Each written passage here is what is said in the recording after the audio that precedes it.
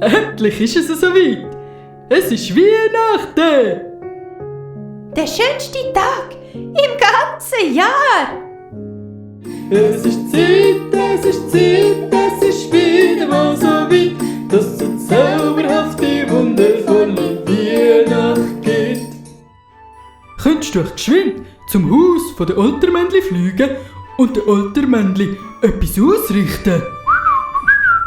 Sag ihnen, dass Weihnachten vor der Tür steht und sie darum heute Abend zum grossen Fest bei uns eingeladen sind. Weihnachten steht vor der Tür. Ihr seid herzlich zum... Oh nein, dann hat sich ja Sturmböe Weihnachten mitgerissen. Und jetzt wirbelt es hilflos mit dem Wind im Bärenwald umeinander.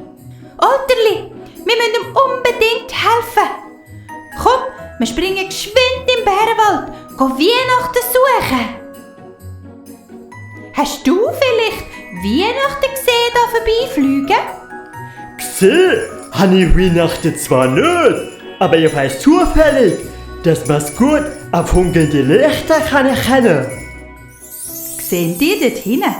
Das kleine Häuschen mit den schönen Lichtern?